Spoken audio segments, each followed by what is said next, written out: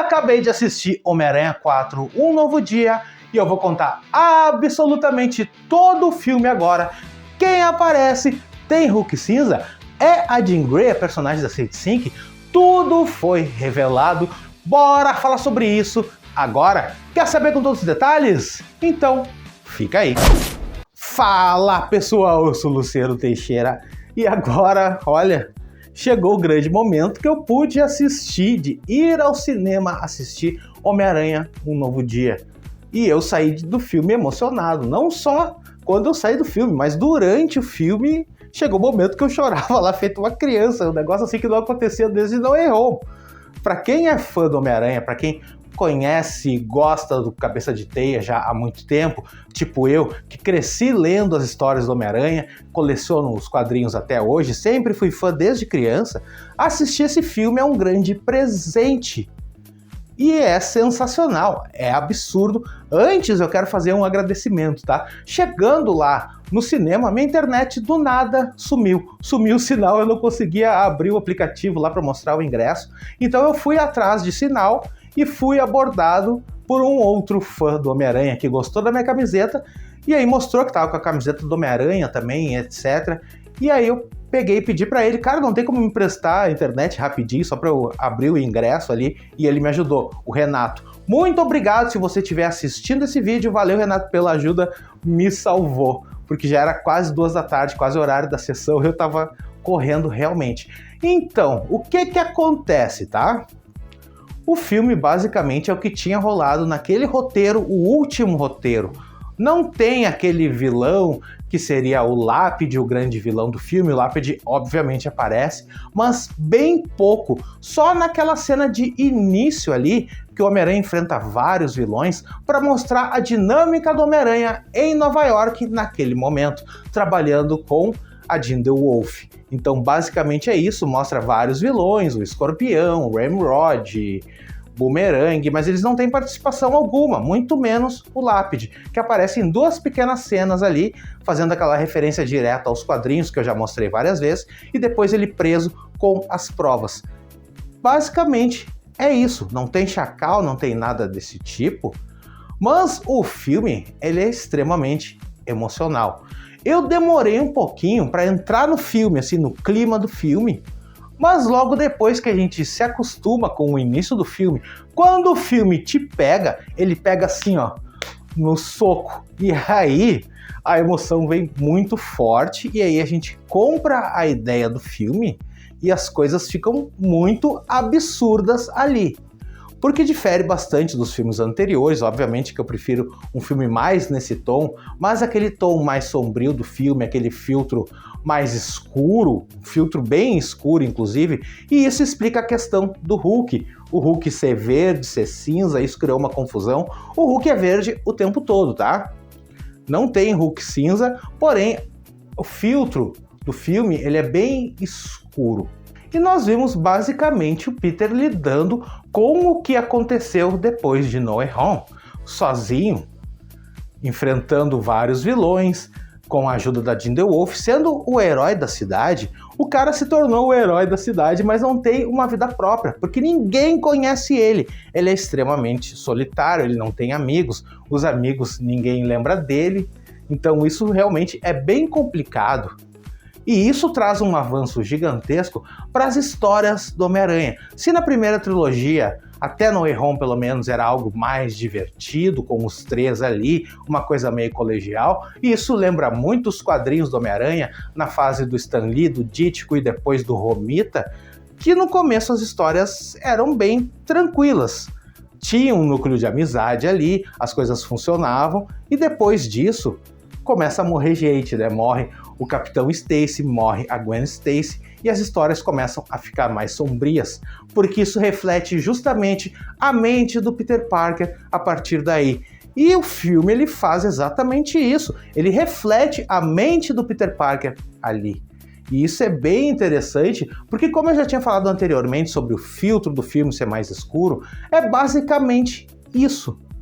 Só que depois disso, num desses casos que a gente está vendo ali, que o Homem-Aranha está solucionando, que ele tem a sua IA, o seu computador, ele fica ali só monitorando e trabalhando com a Jean the Wolf.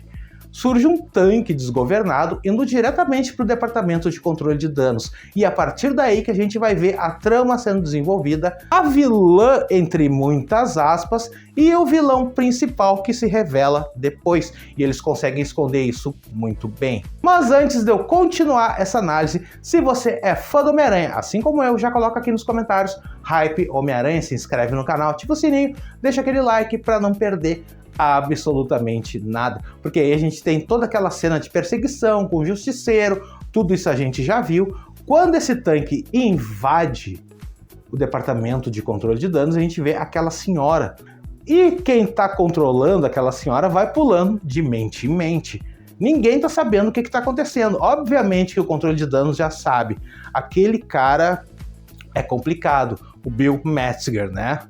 Só que o Homem-Aranha não sabe. O Homem-Aranha acha que o controle de danos são os mocinhos. E isso é o começo da saga mutante, da perseguição mutante acontecendo ali.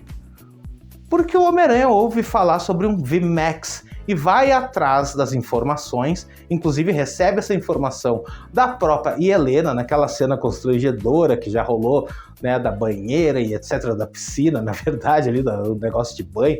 É um bagulho meio estranho, né, mas ele consegue essas informações a partir daí. E ele vai investigar para ver o que é esse tal de VMAX e quem é que está controlando mentes, tentando invadir a qualquer custo o controle de danos, trabalhando até em parceria com o Bill do controle de danos ali. Então o bagulho é completamente insano. Porém, o Homem-Aranha ele está sendo completamente manipulado pelo Metzger, que é um grande antimutante nos quadrinhos. Sim, um cara que cria milícia antimutante. Aqui eles colocaram justamente no controle de danos. Provavelmente ele vai trabalhar isso mais pra frente, ele vai voltar perseguindo mutantes. No meio disso tudo temos o primeiro encontro entre o Peter Parker e o Ned. Numa cafeteria ali, onde o Peter tá ali, ele encontra o Ned, ele segue, e essa história a gente já sabe, vai até aquele local onde tá tendo uma festa na casa da MJ, etc. Ele vai lá, ele conhece os dois conhecem ele, na verdade, porque ele já conhece, né? Então é uma cena bem tensa, porque aí o namorado da MJ aparece. É a única cena que o cara aparece, na verdade. É só pra dizer que ela tem ali uma pessoa, e isso desestabiliza totalmente o Peter, que já estava passando por algumas questões genéticas, e deixa ele naquele modo descontrolado, criando teia orgânicas, inclusive o casulo de teia, os olhos pretos. Ele fica descontrolado depois disso, enfrenta o Escorpião, e o Escorpião estava sendo justamente manipulado pela Jean Grey, porque o Escorpião estava sendo transferido um pouco antes e acaba sendo solto por ela, com o objetivo de invadir o departamento de controle de danos. Essa é a ideia. O Homem-Aranha ele é completamente violento, inclusive ferindo uma policial sem querer. A partir daí, ele vai buscar algumas respostas sobre o que está acontecendo com ele. Qual é essa mutação? Ele procura justamente Bruce Banner. Se passa por um aluno do MIT, vai lá, conversa com ele, e o Banner vê que ele não é um aluno comum por todo o conhecimento genético que ele tem. E a ideia do Peter é criar um dispositivo para manipular essa questão genética, para tirar o excesso do poder, criar uma espécie de inibidor de poderes. E o Peter acaba criando isso depois. Mas enquanto o Peter está completamente descontrolado nesse sentido, ele acaba tendo uma pedra no sapato dele, né?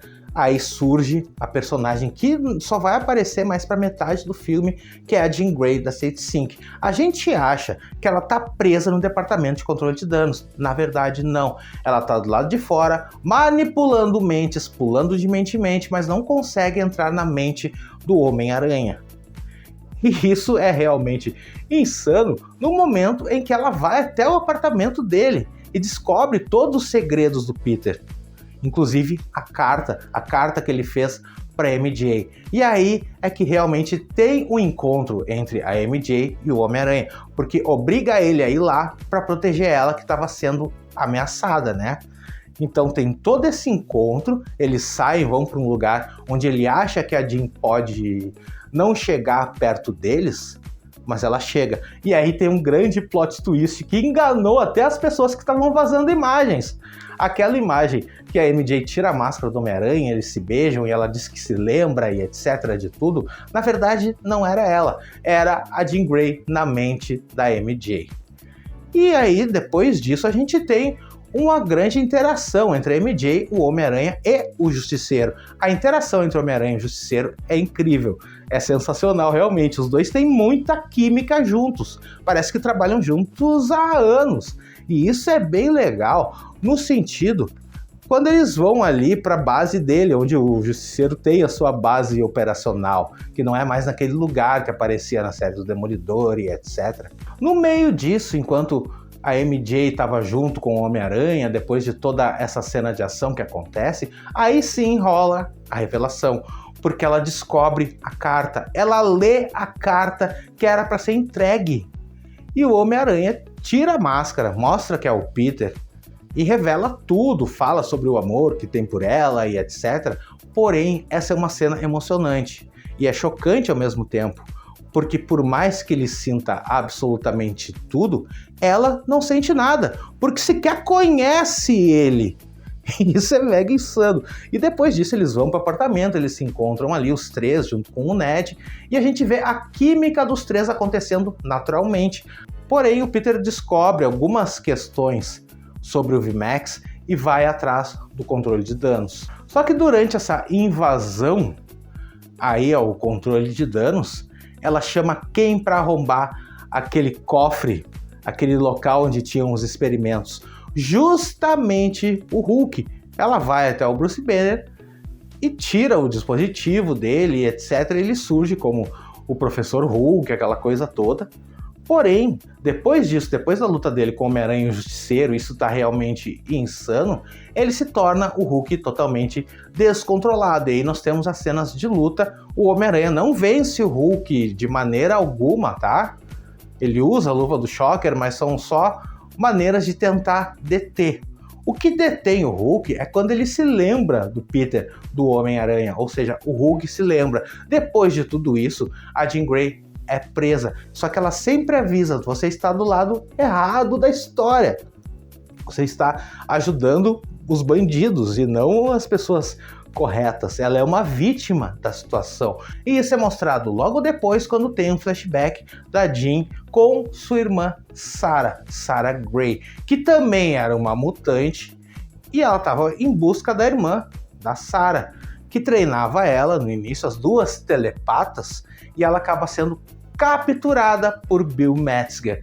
Esse local, esse VMAX, é um experimento que o Bill Metzger está utilizando em mutantes que sequer sabem que são mutantes, porque isso ainda não foi revelado. Então ele utilizou o poder da Sarah, e a ideia era justamente usar esses poderes para humanos comuns, replicar isso. E agora eles estão usando com a Jean. Sim, só que a Jean consegue se libertar com seus poderes, ela fica furiosa e aí utiliza os seus poderes não só telepáticos, mas telecinéticos. Sim, a telecinese da Jean já aparece ali quando ela destrói todo aquele departamento, ela paralisa todos, coloca o Bill Metzger como refém, paralisa toda Manhattan, e aí nós temos as cenas de ação mais pro final do filme, com o Tentáculo trabalhando pro departamento de controle de danos. E aí a luta do Homem-Aranha com o Tentáculo é justamente a luta do Homem-Aranha com a Jean Grey. Porque até então, a Jean Grey não aceita a posição do Peter ali. Por mais que o Peter tenha voltado lá, quando a Jean Grey se libertou, para soltar ela. Ele descobre que isso estava acontecendo, que o Bill Metzger realmente era um vilão, o vilão principal da história. A luta acontece, a Jean Grey consegue fugir, porém o Justiceiro, que estava ali para ajudar, usa uma arma longa distância e vai atirar nela. Quando ele atira, acerta justamente o Homem-Aranha, que se joga na frente. E essa é uma cena emocionante. Se você se emocionou em No Way Home com a morte da May, você vai se emocionar nessa cena, porque o Peter cai no chão, todo machucado com o tiro, né? E ele fala exatamente as mesmas falas que a Tia May disse no filme anterior. É exatamente as mesmas falas. E ele cai do mesmo jeito. A cena é replicada exatamente igual. E aí é emocionante. Sinceramente, é muito emocionante. Mas depois disso, o Bill ele se some. Ele tá desaparecido, a polícia tá atrás dele. E o Homem-Aranha vai em estado crítico pro hospital. Ele se recupera. E aí o Justiceiro acaba conhecendo a identidade dele, e isso é bem legal assim também, porque a irmandade deles é muito bacana. Ele acaba saindo do hospital, o Justiceiro usa a máscara do Homem-Aranha, eles vão embora, o Homem-Aranha vai embora ovacionado pelas pessoas que estão ali, que realmente gostam muito dele, e ele vai continuar trabalhando com a Jean the Wolf. Mas pro final, a MJ, que não sentia nada porque não conhecia ele, começa a sentir alguma coisa com relação a isso. Porque as lembranças estão ali. Ela falou um pouco antes que realmente estava com a cabeça meio embaralhada sobre o que estava acontecendo. Que ela sabia que tinha alguma coisa acontecendo, esse sentimento, ele está voltando. Logo depois, mas pro final, ele encontra o Ned. E aí eles fazem aquele cumprimento que é legal pra caramba, sabe? É muito legal ver os dois se encontrando ali. E o Ned acaba sabendo, né, que ele é o Homem-Aranha ali. Porque a MJ tinha falado o nome dele antes, com esse encontro dos três. E estão sensacionais. Eu acho que os três estão muito bem nesse filme. Assim como a Sadie Sink. A Sadie Sink, como Jean Grey, ela rouba a cena. Numa boa. Roubou a cena. Se o Hulk tem uma pequena participação ali, o Bruce Banner, para ter o Hulk enfurecido, nada demais. O Justiceiro tem cenas legais com o Homem-Aranha. O trio, já clássico, né? Peter, MJ e Ned, eles têm química mesmo não se reconhecendo ali, né? O Ned e a MJ não conhecendo eles. E eles já começando a reconhecer. A química entre os três é evidente. E isso é bem legal também, assim como a química que eles têm com o Justiceiro. Tanto a MJ quanto o Peter tem uma química legal com o Justiceiro ali. Basicamente o filme termina assim. E depois nós temos a cena pós-crédito, que difere bastante do filme, tá? Porque o filme ele tem um tom, ele tem uma história, ele tem um desenvolvimento no sentido do Homem-Aranha continuar sendo o amigão da vizinhança. E depois disso, tanto o Ned quanto a MJ começarem a se lembrar dele. O filme termina basicamente nesse sentido. E aí a cena pós-crédito vem com aquele Spider-Tracker lá, o rastreador aranha, dizendo que ele tá fora da Terra. Basicamente é isso. Eu acho que destoa bastante do filme. Parece ser uma coisa feita pós-produção para ligar com os filmes dos Vingadores. Isso estraga o filme? Não, tá? Mas não é uma cena que liga diretamente com as consequências do filme. Nada que aparece no final ali tem consequência direta com aquilo ali. Tá? Aquilo ali é simplesmente para mostrar que o Peter está desaparecido e não mostra o desaparecimento. Talvez seria mais legal se mostrasse assim. Mas, fora isso, o filme é excelente. Foi um filme que eu acho que desde No Way Home eu não me emocionava no cinema dessa forma. Sensacional mesmo. Filme absurdo, tá? Então, basicamente é isso. Não temos participações como Demolidor. O Lápide não faz parte da trama, ele tá ali só como um fanservice inicial. E a trama é basicamente construída entre Jean Grey, Bill Metzger e o trio ali, né? Peter, MJ e Ned, além do Justiceiro. Então, basicamente, o filme é esse. Filme sensacional, eu recomendo que você vá no cinema assistir e não perca isso por nada, porque numa boa, é absurdo, é legal pra caramba. Eu vou deixar aqui na tela a playlist completa e mais um vídeo falando tudo sobre ele, o nosso Cabeça de Teia. Até mais!